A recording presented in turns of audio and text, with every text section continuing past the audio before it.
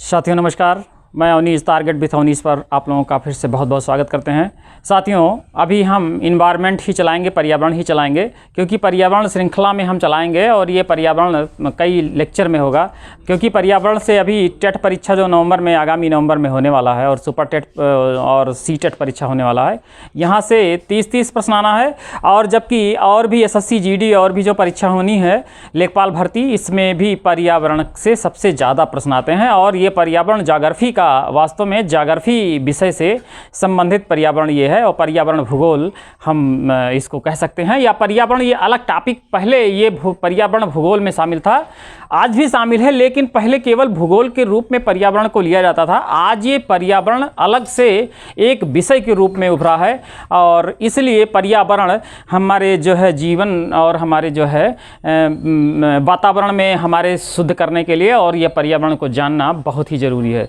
तो हम सबसे पहले कल जो पढ़ाए थे पर्यावरण में, तो हम कई एक क्वेश्चन भी बताए थे और ये भी बताए थे कि पहले आज पर्यावरण के जो घटक हैं, पर्यावरण जो हमारे, जो पर्यावरण के चारों तरफ हम आवरण देखते हैं, भूमि, जल, मरुस्थल, झील और जीव जंतु, मानव और जितने भी सूक्ष्म जीव हैं, इनको हम आपस में अगर लिंक करें तो पर्यावरण कहते हैं। जिसमें हमने बताया था कि अगर हम अजैविक, जिसमें भौतिक, तो अजैविक भौतिक में पर्वत, पहाड़, पठार, मरुस्थल, झील इस तरीके से आएंगे, और जैविक में जिसमें बताया था पेड़ पौधे और मनुष्य, जीव जंतु, इस तरीके से सूक्ष्म जीव आएंगे। और तीसरा हमने बताया था कि ऊर्जा संगठक या ऊर्जा, जो कि सौरिक ऊर्जा, जो सूर्य से संबंध, सूर्य से जो ऊर्जा मिलती है, या भूतापीय पृथ्वी के अंदर से जो ऊर्जा मिलती है, इस तरीके से हम इसको 3 संगठक के रूप में बांटे थे। आज हम इसको पारिस्थितिकी तंत्र के रूप में हम इसको जोड़ना चाहेंगे। पारिस्थितिकी तंत्र, तो सबसे पहले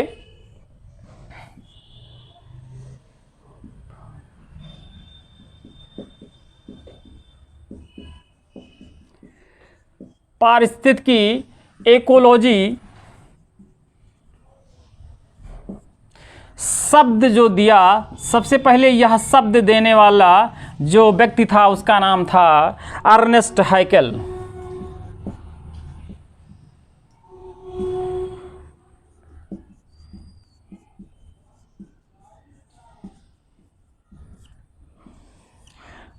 हम समझ लें इकोलॉजी है क्या। यह पर्यावरण और मानव जीवन, पर्यावरण और मानव जीवन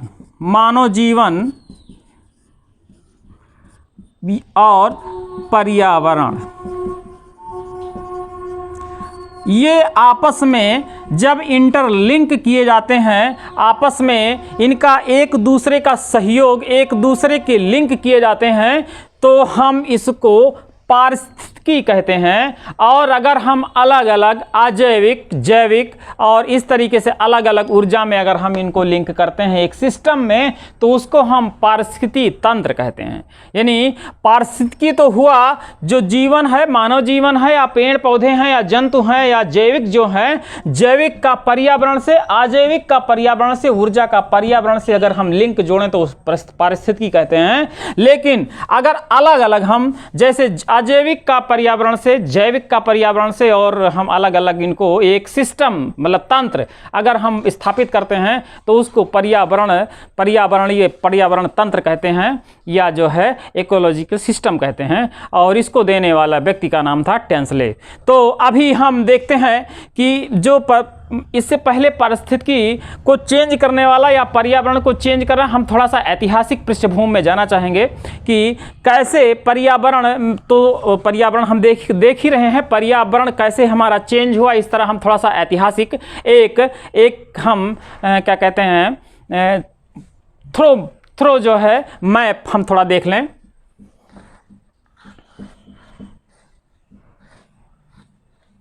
ये जो डायग्राम बनाएंगे, इस डायग्राम से थोड़ा सा ये आएगा,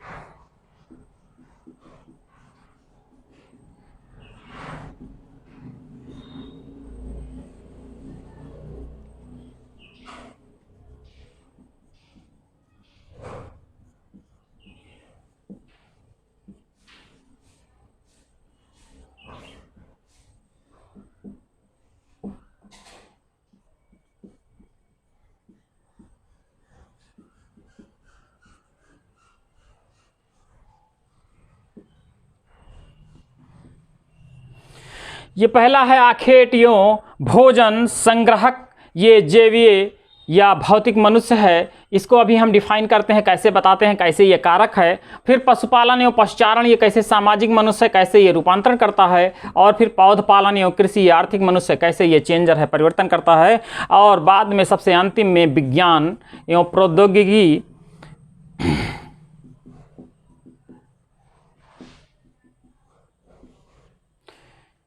इस तरीके से ये क्या होता है, प्रौद्योगिक मानव लिख सकते हैं। और यह विध्वंसक है, या इसको डिस्ट्रॉयर। इस तरीके से हम देख सकते हैं, इसको हम समझ सकते हैं। पहले तो आखेट एवं भोजन संग्राहक, बहुत पहले जब जो हमारी संस्कृति है, जब बहुत पहले जो आदि मानव था वह भोजन केवल आखेट पे निर्भर था, यानी शिकार पर निर्भर था, जंगल पे निर्भर था और जंगल में शिकार के माध्यम से। और वह जैव और भौतिक मनुष्य उसको कहा गया, क्योंकि वह केवल और केवल पर्यावरण यानी कि जो उसे जंगल में खाने को मिलता था उतने तक ही सीमित था। और यह फैक्टर है, और यह कोई भी पर्यावरण में नुकसान नहीं करता था। यहाँ का मानव कोई पर्यावरण पे दोस्त कह सकते हैं पर्यावरण का, यहाँ का मानव कोई बिल्कुल मानव और पर्यावरण, इसको यहाँ पे कोई एक ही जैसे हैं, यानी कि जैविक अजैविक और भौतिकीय सब एक सिस्टम में, मतलब एक ही हैं। इसमें पर्यावरण का नुकसान नहीं होता है, फर्स्ट वाले कॉलम से। फिर सेकंड वाले कॉलम में पशुपालन एवं पशुचारण, यहाँ सामाजिक मनुष्य है और यहाँ मॉडिफायर लिखा हुआ है, क्योंकि जैसे जैसे मनुष्य का विकास हुआ तो वह एक गांव या सामाजिक संगठन के रूप में रहने लगा। बड़े बड़े गांवों का विकास हुआ और वहाँ पे विकास इस तरह हुआ कि चूंकि वहाँ पे पशुचारण होने लगा और पशुओं को बचाने के लिए एक समुदाय की आवश्यकता थी, बड़े बड़े गांवों की आवश्यकता थी। तो वहाँ पे पशु चराता था, वहाँ का जो मानव था वो पशु को चराता था और उसके बाद गांव में या एक बड़े समुदाय बना के वहाँ पे निवास करता था। तो इसको हम केवल और केवल मॉडिफायर के रूप में ले सकते हैं, क्योंकि घास, जो बड़े बड़े घास होते थे उनको पशु चरते थे लेकिन फिर वो उगाते थे। तो यह रूपांतर करता हुआ रूप थोड़ा सा बदला, लेकिन यहाँ भी मानो पर्यावरण का कोई नुकसान नहीं कर रहा था, और जो नुकसान बहुत थोड़ा, उससे पर्यावरण पे नुकसान ज़्यादा पहुंचता नहीं था।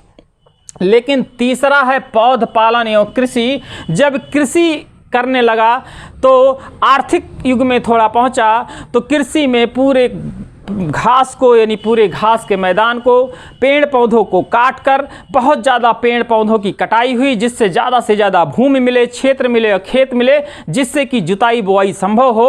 और ऐसा करने पे दो चीज़ हुई, एक तो जनसंख्या भी वृद्धि हुई और साथ ही साथ पर्यावरण का भी नुकसान हुआ। हालांकि यहाँ आर्थिक युग है, यहाँ पे अन्न ज़्यादा पैदा होने लगा, लेकिन पर्यावरण का थोड़ा नुकसान हुआ। इसीलिए यहाँ चेंजर कहते हैं, पर्यावरण चेंज होने लगा। तो इसको हम परिवर्तन करता कहते हैं या चेंजर कहते हैं। कौन से मनुष्य को? जो पशुचारण के साथ साथ कृषि भी कर रहा है, उसको हम चेंजर कहते हैं। फिर जो चौथा मनुष्य हम लोगों के समय में जो इस तरह युग चल रहा है, विज्ञान और प्रौद्योगिकी का युग जो चल रहा है, जिसको हम प्रौद्योगिक मानव कह सकते हैं, कि इसमें क्या होगा? विध्वंसक होगा, डिस्ट्रॉयर होगा। क्योंकि यहाँ पे बड़ी बड़ी मशीनों से बहुत ज़्यादा कार्बन डाइऑक्साइड और कई एक जो है युद्ध यंत्र जिसमें नाभिकीय विखंडन आदि इस तरीके से, और बहुत ऐसे परिवर्तन करता हुए जिससे भी पर्यावरण पूरी तरीके से दूषित होने लगा। जिसमें देखते हैं हम जो ग्रीन हाउस इफेक्ट है या कार्बन डाइऑक्साइड ज़्यादा से ज़्यादा उद्योग का लगाना, यानी कार्बन डाइऑक्साइड का उत्सर्जन उतना ज़्यादा होना। तो कार्बन डाइऑक्साइड के उत्सर्जन से जो पृथ्वी की गर्मी बढ़ रही है और जो पार्थिव विकिरण है, ये पार्थिव विकिरण के बाद के जो है होने से मनुष्य का जो है पृथ्वी का टेम्परेचर बढ़ रहा है और टेम्परेचर बढ़ने से वैश्विक तापन बढ़ रहा है, भूमंडलीय तापन बढ़ रहा है और ग्रीन हाउस इफेक्ट भी प्रभाव पड़ता है। ग्रीन हाउस इफेक्ट हम बता दे रहे हैं, ग्रीन हाउस इफेक्ट क्या है इसको आप जो है एक बार स्क्रीन शॉट ले लीजिए, फिर इसको हम मिटा दे रहे हैं।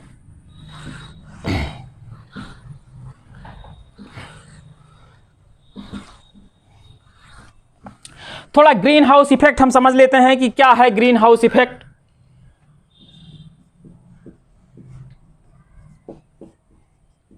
ग्रीन हाउस प्रभाव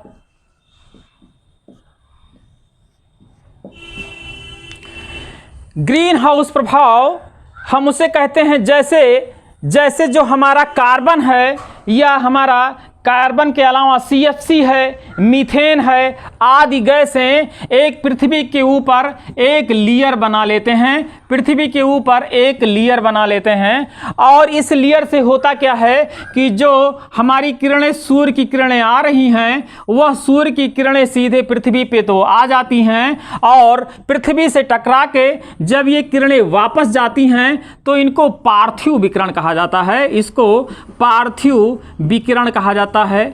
और पार्थिव विकिरण जब जाता है तो यहां से पूरी तरीके से पूरा उष्मा पूरा विकिरण निकल नहीं पाता और यह पृथ्वी पर वापस आ जाता है और जिससे पृथ्वी का ताप बढ़ जाता है, पृथ्वी का ताप बढ़ जाता है। इसको हम एक गोल शीशे की तरीके से समझ सकते हैं कि शीशा के अंदर जो प्रकाश गर्मी आ गई और बाहर नहीं निकल सकती है तो क्या होता है पूरे पृथ्वी का ताप बढ़ जाता है इस ग्रीन हाउस इफेक्ट के कारण, जिसमें हानिकारक जो गैसें हैं carbon dioxide, CFC, CH4, nitrogen oxide, ये सब जो गैसें हैं ये सब इसके जिम्मेदार हैं। यानी जितना ज़्यादा उद्योग लगेगा उतनी ज़्यादा जो है इन गैसों का उत्सर्जन होगा और जितना ज़्यादा इन गैसों का उत्सर्जन होगा उतना ज़्यादा यह प्रभाव होगा और वैश्विक तापन का असर आएगा। तो इसी तरीके से पर्यावरण हमारा दूषित हो रहा है। ये तो हुआ ग्रीन हाउस इफेक्ट। और इसके बाद हम एक चीज़ और जान लेते हैं, जो हमारे पेड़ पौधे हैं वो प्रकाश संश्लेषण की क्रिया करते हैं। अगर सूर्य का किरण बहुत तीव्रता से सूर्य की किरण पूरी पृथ्वी पर नहीं पहुंचेगी तो जो प्रकाश संश्लेषण की क्रिया होती है तो वह पूरी तरीके से नहीं होगा और जो हम उपजाऊ अन्न या पेड़ पौधे या जो हरे भरे हैं वो पूरी तरीके से नहीं हो पाएगा, क्योंकि क्लोरोफिल यानी हरित जो है प्राण तभी होगा जब सूर्य का किरण यानी कार्बन डाइऑक्साइड और हाइड्रोजन की उपस्थिति में सूर्य की किरण जब आती हैं तो प्रकाश संश्लेषण की क्रिया होती है और जिससे ये कार्बोहाइड्रेट के रूप में बदल जाते हैं और कार्बोहाइड्रेट के रूप में बदलने के बाद ये हमें अगर हम अन्न के रूप में, सब्जी के रूप में या किसी भी रूप में इसको लेते हैं तो हमें कार्बोहाइड्रेट मिलता है, या फिर वनस्पतियां और पेड़ पौधे हैं जिनको कार्बन डाइऑक्साइड और ऑक्सीजन ऊर्जा का और पर्यावरण का समीकरण बनता है। तो अगर इस तरीके से सूर्य का सही किरण हमारी पृथ्वी पर नहीं आएगा तो हमारा पर्यावरण दूषित होगा और हमारा जो एक तंत्र है वह तंत्र बिगड़ जाएगा और तंत्र के पारिस्थितिकी तंत्र के बिगड़ने से पूरा मौसम बदल जाएगा, जिससे कि वातावरण ही बदल जाएगा। बाढ़, सूखा और जिस तरीके से ये चल रहा है, ये बड़े बड़े जो है आते हैं हरिकेन जैसे जो बड़े बड़े जो है और इस तरह जो है आते रहेंगे। तो ये रहा, हम इसको समझ लिए। इसके बाद कुछ क्वेश्चन ऐसे हैं कि किन दो रंगों से जो है, अगर हम यहाँ पे ये लिख दें, इसको हम मिटा दे रहे हैं, किन दो रंगों से हमारा प्रकाश संश्लेषण होता है, तो ये जान लीजिए प्रकाश संश्लेषण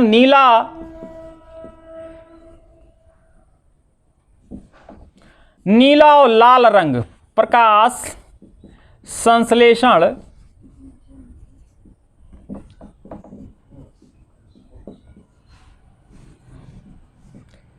संश्लेषण की क्रिया किस रंग की उपस्थिति में होता है, तो यह नीला एवं लाल रंग की उपस्थिति में होता है, जो कि सूर्य का प्रकाश आता है। और अगर हम 7 रंग इसको मिटा दें, अगर हम 7 रंग को देख लें तो सातों रंग का हम जानते हैं विबगौर, तो सातों रंग का जो है भी ये भी कभी कभी एग्जाम में आता है। 7 रंग में सबसे ज़्यादा प्रकीर्णन किसका होता है, सबसे ज़्यादा वेवलेंथ किसकी कम होती है, सबसे ज़्यादा वेवलेंथ किसकी होती है। तो ये अलग टॉपिक साइंस का बनेगा, उसमें हम इसको देखेंगे। अब हम कुछ क्वेश्चन जो इम्पोर्टेंट क्वेश्चन है उसको हम देंगे, उसके बाद जो है फिर अगला चैप्टर में हम चलेंगे। तो साथियों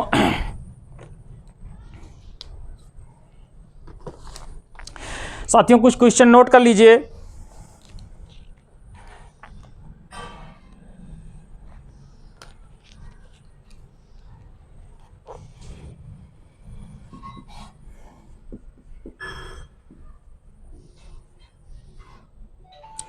इकोलॉजी शब्द का प्रयोग, इकोलॉजी शब्द का प्रयोग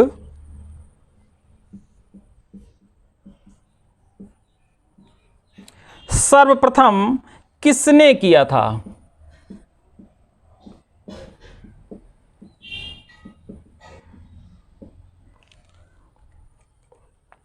अभी हमने बताया अर्नेस्ट हैकल ने सबसे पहले इसका प्रयोग किया था।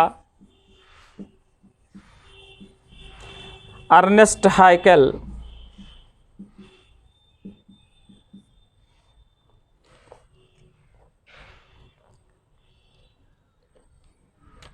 फिर इसी प्रश्न को ये दूसरा रूप भी प्रश्न आ सकता है, दूसरे रूप में भी आ सकता है कि पारिस्थितिकी के अंतर्गत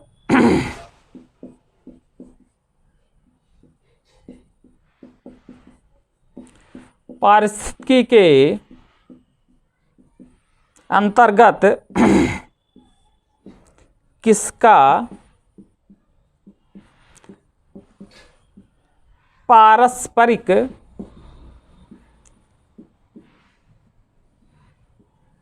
अध्ययन किया जाता है?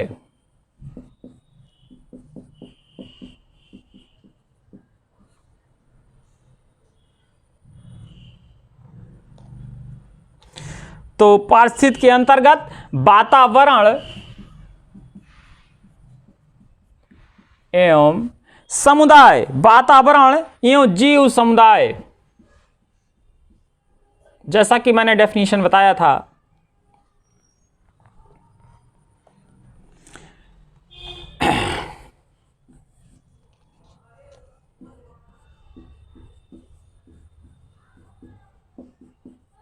ये पहले वाले प्रश्न का ही दूसरा रूप है। पारिस्थितिकी के जनक की संज्ञा प्रदान की गई है।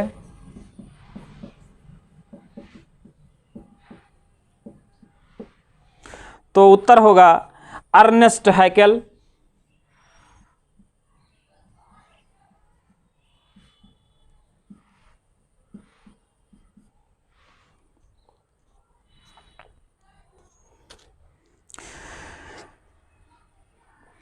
फिर एक इंपॉर्टेंट प्रश्न और है, विटामिन ए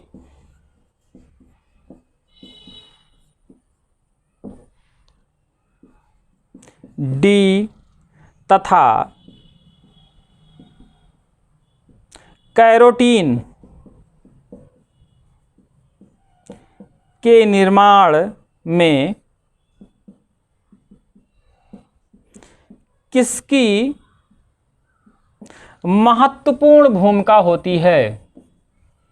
महत्वपूर्ण भूमिका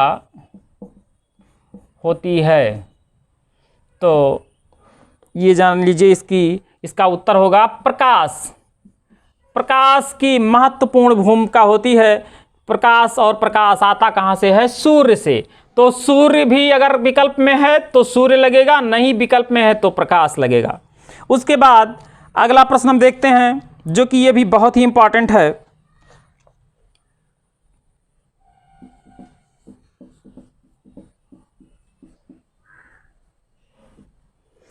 एंजाइम क्रियाशीलता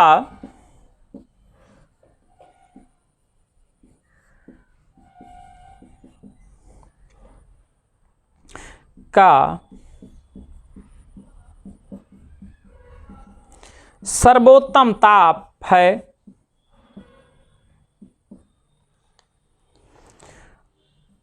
25 डिग्री से 35 डिग्री सेंटीग्रेड तक।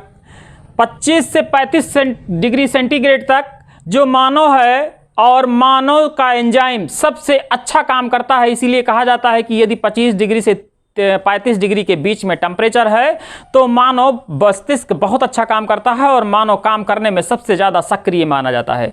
और यदि 35 डिग्री से ज़्यादा हुआ यानी गर्मी ज़्यादा हो गई तो मानव उतना ही काम करने में निष्क्रिय हो जाता है। और अगर 25 डिग्री से कम यानी कि 20, 22 से 16 से कम हो जाता है तो आदमी जाड़े के नाते काम करने में निष्क्रिय हो जाता है। यह मानव के लिए ही नहीं बल्कि जीव जंतुओं के लिए भी लागू होता है। 35 डिग्री सेल्सियस से ऊंचा होना यानी कि सभी चीजों में पेड़ पौधों हो या पेड़ पौधे भी 35 डिग्री सेल्सियस सबसे 35 डिग्री सेल्सियस से नीचे और 25 डिग्री सेल्सियस के ऊपर बहुत ज़्यादा अच्छा जो है वृद्धि करते हैं। और इस बीच का जो तापमान यानी सूर्य का जो तापमान है इस बीच में पौधे सबसे ज़्यादा वृद्धि करते हैं और मनुष्यों के भी एंजाइम सबसे ज़्यादा काम करते हैं। तो अगले प्रश्न पे हम थोड़ा चलते हैं।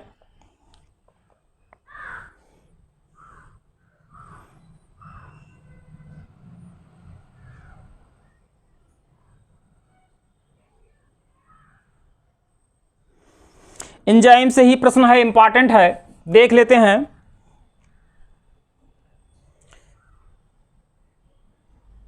किस तापमान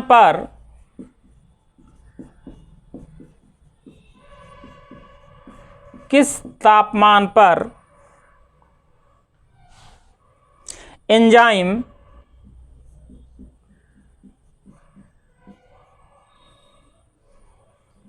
का विकृतीकरण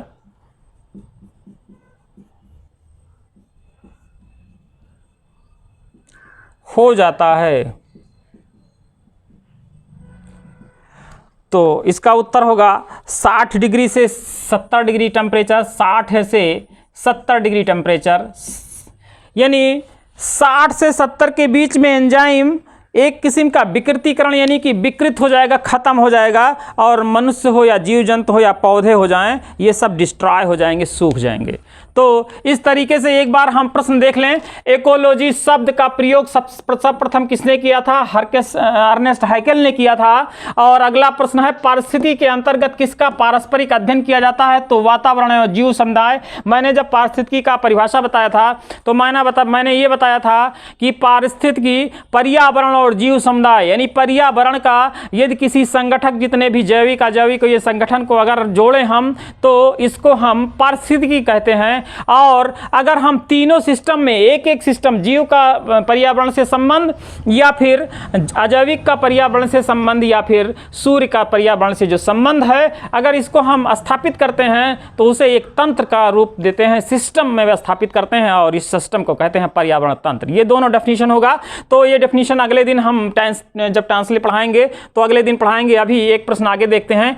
पारिस्थितिकी के जनक की संज्ञा, सेम प्रश्न संख्या 1 का ही इकोलॉजी शब्द का सर्वप्रथम प्रयोग या पारिस्थितिकी जनक की संज्ञा किसे दे दी गई? तो अर्नेस्ट हैकेल ही है।